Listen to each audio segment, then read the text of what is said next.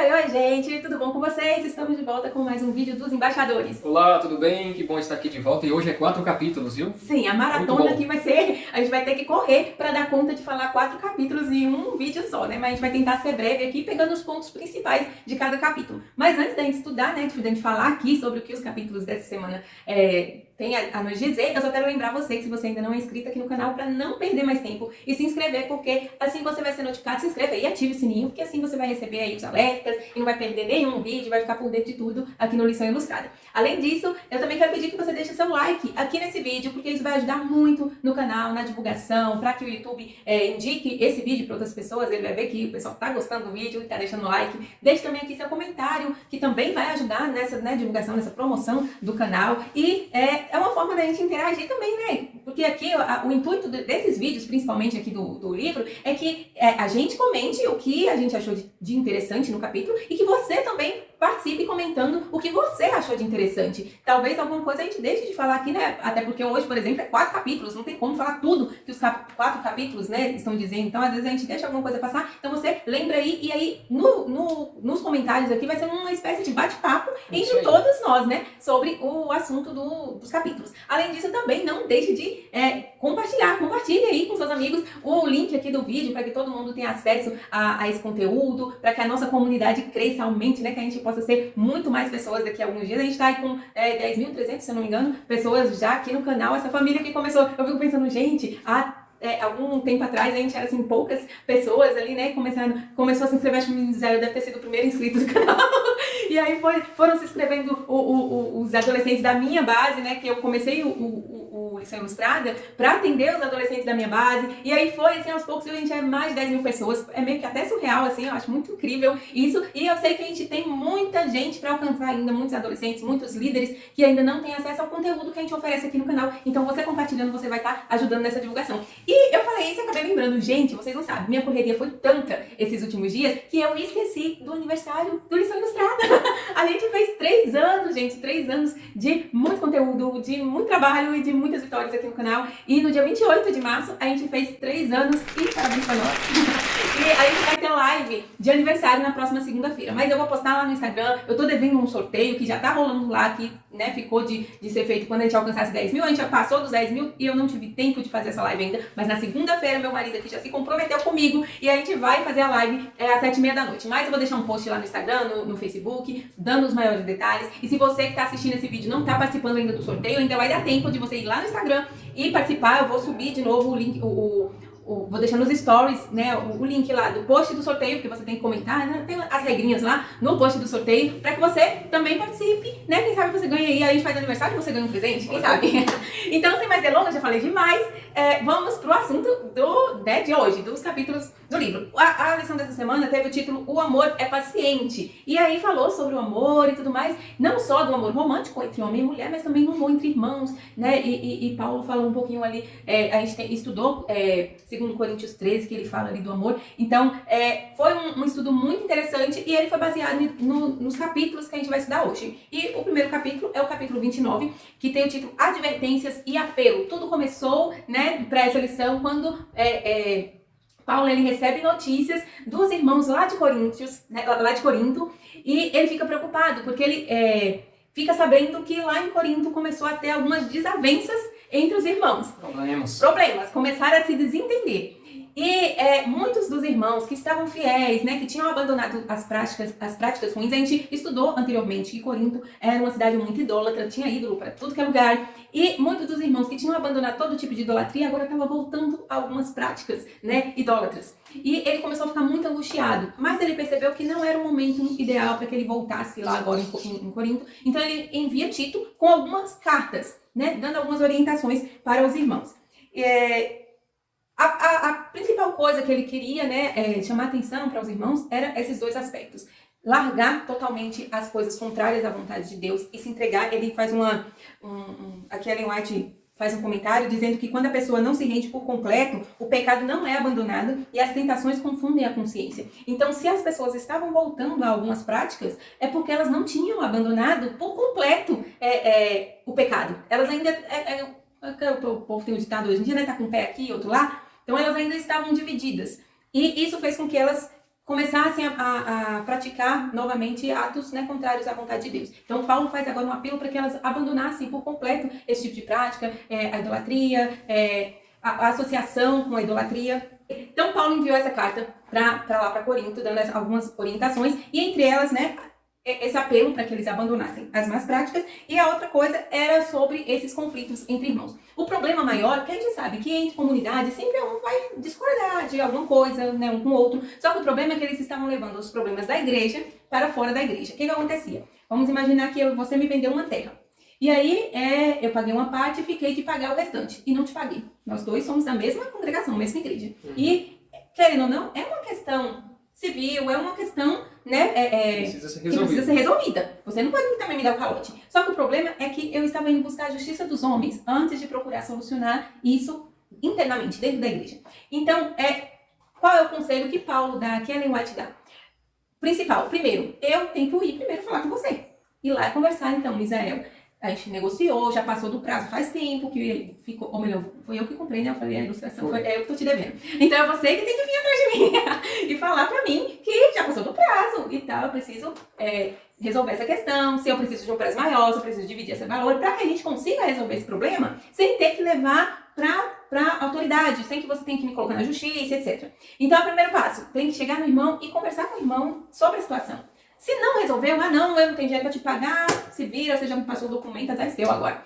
O que você tem que fazer? Aí vai buscar liderança, vai buscar um ancião, buscar alguns líderes da igreja para ir junto com você para tentar resolver essa questão. E aí vai você com mais 2 ou 3 pessoas, não, umas 2 pessoas, e vai lá em casa para tentar resolver. Aí não conseguiu resolver, aí pode ser levado até, por exemplo, a administração da igreja e tal, e provavelmente eu vou vou ter que ter algum tipo de disciplina relacionada a isso, porque mesmo que não questão assim de uma coisa religiosa, mas se eu cumpro e não pago é roubo. É um tipo de uma questão que deve ser resolvida também, né, dentro da igreja. O problema é que as pessoas estavam tendo seus conflitos com os irmãos e estavam colocando na justiça, e aí eu acho... Em último caso, procurar a justiça no mundo. Em último caso, primeiro tentar resolver isso interno. Sim, não resolveu, aí também não tem mais jeito, tem que ir lá para a justiça mais pesada, né? Mas é importante resolver internamente porque evita muitas situações constrangedoras, evita depois o mundo ficar sabendo, né, o nome do cristianismo. O cristianismo ficar na boca do povo lá, né? Porque é um tipo de... É como se você estivesse declarando para todo mundo que dentro da igreja está com problemas, que tem uma pessoa cristã que está comprando e não está pagando, ou que está fazendo... Sei lá, essa era a preocupação do apóstolo, né, nos dias dele. E que vem até hoje também. Aqui tem uma citação que Paulo faz que eu achei assim muito forte, profunda e que realmente faz todo sentido. Ele diz aqui, se algum de vocês tem queixa contra outro irmão, como ousa apresentar a causa para ser julgada pelos ímpios, em vez de levá-las aos santos? Vocês não sabem que os santos hão de julgar o mundo? Então, se os santos vão julgar o mundo, eles não têm capacidade de julgar uma situação simples do cotidiano. Eu tenho aqui um exemplo de comprar e não pagar, que aí é uma situação um pouco mais grave, que provavelmente, se não for resolvida, vai ter sim que ser levada à justiça. Mas tem coisas pequenas que as pessoas, não estou falando só da justiça de ir no cartório, né, de fazer alguma coisa assim, mas que vai procurar ímpios, vai procurar pessoas de fora da igreja para tentar te ajudar. Aqui a gente percebe buscar, que eram coisas simples para resolver. Por exemplo, se um assassinou o outro, aí não é resolver internamente, tem que chamar a polícia. Um roubou o outro, um cometeu o crime de abuso. Não é disso que Paulo está falando, não. Porque tem coisas que, se nós tentarmos resolver internamente, vamos ter problema com a justiça, vamos ser coniventes com a situação que aconteceu. Então, não pode fazer isso. Sim. Quando é crime contra o país... Uma coisa é crime, né? E outra coisa é desavença. A gente está falando de questões de brigas, desavença. Que é fácil de se resolver, sim, né? Isso você não deve levar para fora, que pode ser resolvido. Quando é crime contra as leis do país, tem que ser, seja irmão, quem for, não tem jeito mais não. Já extrapolou demais, exatamente, tem que ser levado para as autoridades mesmo. Mas quando é problema de briguinha, de discussão, de uma coisa e outra, familiar, esses negócios, marido e mulher, que é fácil de se resolver ali com conselho, com oração... Então essa era a preocupação do apóstolo Paulo, resolver internamente para não ficar causando escândalo com coisas pequenas, né? Sim, então a questão aqui é levar coisas do dia a dia, coisas pequenas que podem ser resolvidas internamente para que pessoas que não são tementes a Deus resolvam por nós ou que fiquem sabendo e dar motivo para que elas falem da casa, da obra de Deus, né? da igreja de Deus. Ellen White aqui diz que cristãos que vão ao tribunal, aqui ela também está fazendo... creio eu que esse comentário cabe a tanto aquele que leva, quanto aquele que faz algo que dê motivo para que seja levado, entendeu? Ao tribunal. Cristãos que vão ao tribunal um com o outro, expõem a igreja ao ridículo diante dos inimigos da igreja. Então, duas coisas. Precisamos fazer de tudo para que não seja preciso que a gente...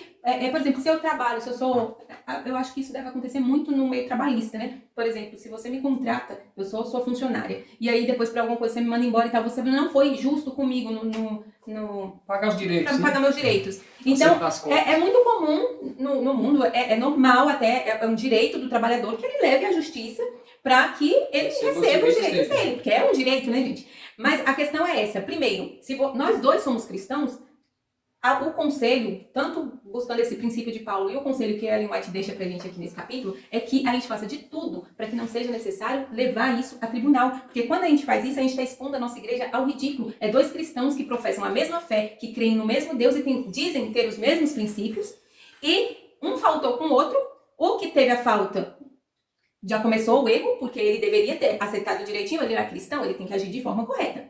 E o outro que foi lesado, às vezes erra também porque antes de tentar resolver a questão com, né, o irmão, sendo patrão, mas é irmão também da mesma fé, ou buscando até ajuda dentro da própria instituição, já foi direto buscar a justiça dos homens. Então é necessário primeiro buscar ali resolver internamente. Agora, é claro que mesmo sendo irmão, você não vai ser...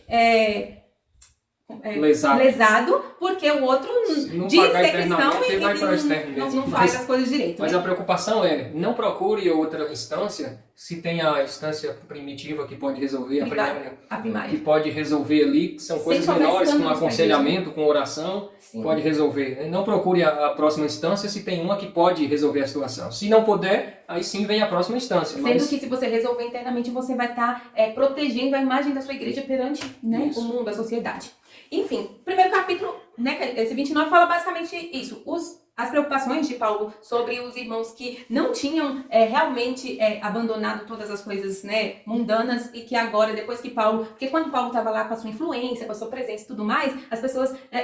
tipo quando tem alguns irmãos da igreja que quando tá ali com o pastor, com o evangelista, que seja no meio das pessoas ali, estão firmes e fortes. Aí fica longe um pouquinho, igual agora no período da pandemia, cada um ficou em casa, aí o negócio esfria. Por que esfriou? Porque a sua base não era sólida o suficiente. Então, Paulo se preocupava com isso e também com essas questões de conflitos entre irmãos. Bem, a segunda coisa, aqui, o segundo capítulo que eu queria falar é o capítulo 30, que tem o título A Corrida da Fé. E basicamente aqui fala sobre uma comparação que Paulo faz entre a nossa corrida em busca da salvação, né? Nossa corrida, aqui, enquanto a gente vive nesse mundo e Jesus não volta, a gente está em uma maratona para se manter firme, para alcançar a vitória no final. E ele faz a comparação com os Jogos Olímpicos, as corridas que aconteciam ali próximo a Corinto, porque era uma forma que eles iriam entender. Então ele usou ali uma ilustração que seria de fácil entendimento para eles. E uma coisa que eu achei muito interessante, esse capítulo aqui é simples, é basicamente falando que a gente deve se esforçar, que a gente não deve buscar a salvação de forma desleixada e sem nenhum tipo de esforço de nossa parte. Por mais que a salvação é de graça, Jesus já pagou por ela, mas nós, como seres humanos, com nossas tendências pecaminosas, a gente tem um certo esforço agora para viver como pessoas salvas.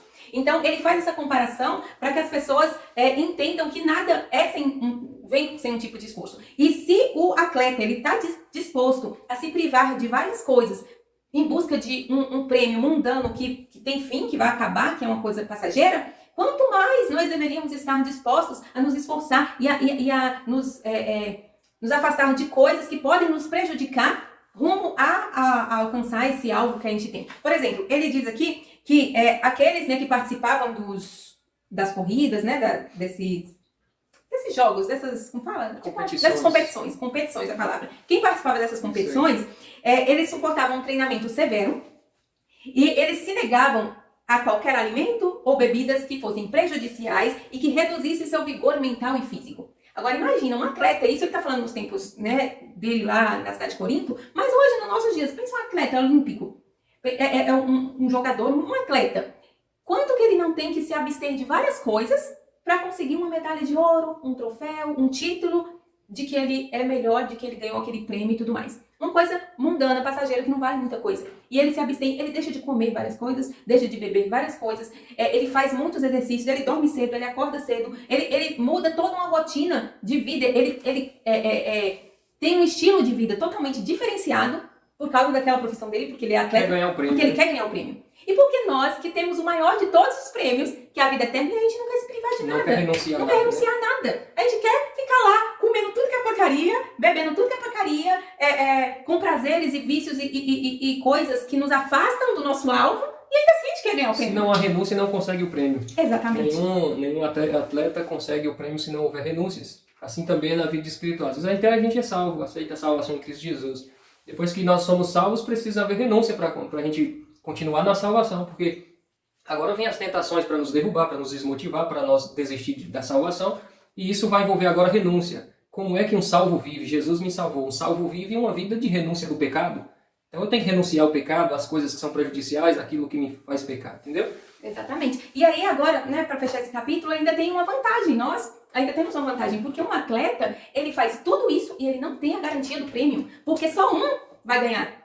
Então, ele faz todo um esforço, sendo que no último segundo, um pode ir lá e pegar um negócio primeiro que ele e conseguir ganhar a corrida. Né? Mas mesmo assim eles arriscam. Mesmo assim, eles fazem de tudo. E nós, todos que se empenharem, vão receber o prêmio. Então, não, eu posso ser mais fraca que você, mas se nós dois nos esforçarmos, eu vou ganhar o meu prêmio. E outra, não tem nem medalha de ouro, de prata, de bronze, não. É todo mundo de ouro. Todo mundo vai ser vencedor da mesma forma. Mesmo aqueles que chegaram por último. Tem aqueles que chegaram... uma comparaçãozinha. Vamos imaginar uma pessoa que nasceu em família cristã, nunca se envolveu com as coisas do mundo, teve uma vida assim, sempre ao lado de Jesus.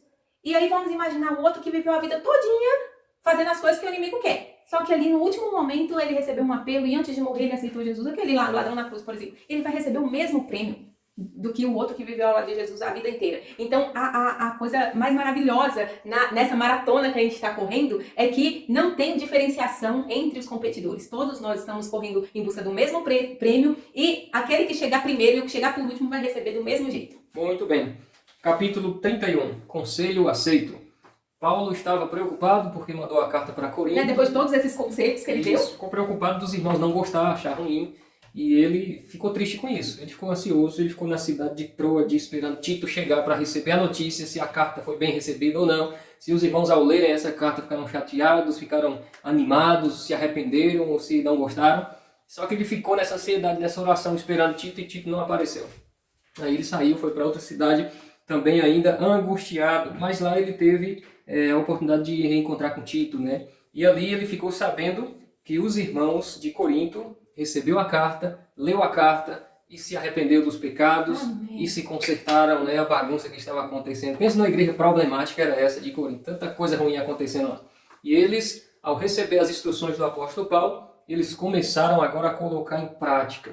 Quando Paulo sabe dessa notícia, o coração dele transborda de alegria. Era uma das coisas que estava trazendo mais preocupação para ele. Ele não estava dormindo direito mais, diz o texto aqui, que ele estava ficando cada vez mais preocupado e angustiado com essa situação. Ele já estava muito angustiado porque a igreja estava vivendo dessa forma. E agora mais angustiado ele ficou porque ficou preocupado dele ter repreendido os irmãos e os irmãos não terem gostado. Tipo assim, aí agora ele abandona a fé de vez. Exatamente. Então essa luta de Paulo aí foi grande. E ele, agora ao receber essa informação de Tito, ele fica muito feliz porque as suas palavras agora ajudou com que eles colocassem em prática as coisas boas na vida, né? Sempre foi uma preocupação do apóstolo Paulo com as igrejas que ele tinha deixado para trás, que ele tinha começado um trabalho e agora ele ficava recebendo notícias e a preocupação dele com esses irmãos era muito grande. Ele mandava carta aconselhando e não era só uma carta não, ele mandava uma, mandava duas e mandava três e se fosse possível. Nós temos relatos de algumas cartas que ele mandou, mas não sabemos se ele mandou muito mais, né? E essas cartas nós não temos acesso. Mas nós damos a entender com as cartas que ele mandou que ele se preocupava demais com a vida das pessoas, com a salvação das pessoas, como as pessoas estavam. E ele, em uma dessas cartas, ele vem mostrando ali para os coríntios a salvação por meio do sacrifício de Jesus, né? O sofrimento que Jesus passou na cruz para poder nos salvar. E ele demonstra ali que nos seres humanos não havia nenhum mérito para alcançar essa salvação, senão por meio do sacrifício de Jesus Cristo. Aqui nós percebemos, praticamente esse capítulo ele faz um resumo, né, dessa história do retorno da notícia da carta. E quando nós entramos aqui no capítulo 32, ele vem falando um pouquinho sobre generosidade, né? Tem como título Dar com Generosidade. A primeira carta que ele escreve para os coríntios, lá para os cristãos, ele deu algumas instruções sobre o sustento da obra de Deus, né? E era uma das coisas que estava precisando ser ajustado nas igrejas. As igrejas estavam crescendo, muitas pessoas se convertendo, mas alguns missionários, como por exemplo ele, Tito, Apolo, essa turma aí que estava pregando, estava dedicando a vida para pregar, e outros irmãos locais também que estavam sendo missionários, percebeu que estava passando dificuldade, ou seja, eles precisavam tomar uma decisão. Ou abandonava a igreja, o trabalho missionário para ir trabalhar nos seus empregos, ou abandonava o emprego e a igreja teria que sustentá-los. E aí ele começa a trazer aqui várias reflexões do passado, desde os levitas, para que as pessoas entendessem a importância de ser liberais, de ser fiéis a Deus nos dízimos e nas ofertas, para que houvesse essa manutenção das pessoas que tinham dedicado a vida para o Evangelho, né? Aqui ele usa algumas comparações, né, que tem a ver com essa situação, e ele usa alguns detalhes interessantes para mostrar que as pessoas que elas se doam para o Evangelho, esse trabalho não é menos importante do que o trabalho de qualquer outra pessoa. Uma pessoa que ela dedica a vida para poder falar de Jesus, ela poderia estar em um trabalho ganhando um valor grande também, sendo rico, mas ela está dedicando para salvar pessoas. E não é um trabalho menos importante, ou seja, aos olhos de Deus, são os trabalhos mais importantes que existem, é o trabalho de salvar outras pessoas. Aí ele faz uma declaração dizendo que quem dedica a vida para o Evangelho, que precisa também viver do Evangelho. Aqui ele usa uma expressão, contando uma ilustração sobre o trabalho de um boi, e ele diz assim, que está escrito na lei de Moisés, não amordace o boi enquanto ele estiver debulhando o cereal. Ou seja, o boi, quando ele estava trabalhando ali na debulha dos cereais, do milho e outras coisas, o conselho da lei de Moisés era que não devesse amarrar a boca do boi, porque o boi precisava comer. Vou fazer isso justamente para o boi não comer enquanto estivesse trabalhando. Só que se continuasse assim, ia chegar uma hora que o boi ia estar fraco, ia perder peso, e não ia aguentar mais trabalhar e ia morrer. Então ele usa essa expressão para falar que quem está trabalhando precisa comer. E precisa ser sustentado pelo aquele próprio trabalho. Pelo próprio trabalho. Ou seja, o boi está moendo os grãos e não fecha a boca do boi, porque ele precisa comer também dos mesmos grãos. E aí ele usa essas ilustrações e mais algumas, que eu não vou falar muito aqui para não tomar muito tempo, né? Já estamos finalizando. Ele usa essa ilustração para dizer, quem está trabalhando na obra, ele precisa comer da obra, ele precisa viver da obra. E aí a irmã Ellen White, aqui no restante do capítulo, ela fala muita coisa importante. Se você tiver a oportunidade de ler, seria muito bom para você saber a importância de você ser fiel a Deus nos dízimos e nas ofertas. Para o sustento das pessoas, das famílias que dedicam a vida para o ministério. Agora aqui tem algo interessante, que é mencionado na Bíblia e mencionado aqui também. É para o sustento, não para o enriquecimento. O enriquecimento das pessoas que dedicam a vida para o Evangelho. É para o sustento. A pessoa que dedica a vida para o Evangelho, ela deve ter o suficiente para viver com a família, para não passar necessidade. Às vezes a gente comenta assim sobre essas situações. Geralmente a igreja adventista, pessoas que dedicam a vida para o Evangelho, são pastores, missionários e assim por diante. São pessoas que eu conheço, que têm grande habilidade intelectual, grande conhecimento. Se fosse dedicar esse conhecimento, essa habilidade, esse esforço em qualquer outra profissão, seria muito fácil de ficar rico. Fez uma faculdade sofrida, de muito conhecimento, que trouxe muita habilidade. E às vezes essa pessoa dedica a vida para salvar almas, para ajudar nos caminhos de Deus. Então, se as igrejas não se compadecessem para sustentar esses homens, sabe o que aconteceria? Os homens abandonariam, porque não iam morrer de fome, para voltar para suas profissões. E não ia dar conta disso. Se voltasse para suas profissões, com certeza seria bem sucedido, porque são capazes.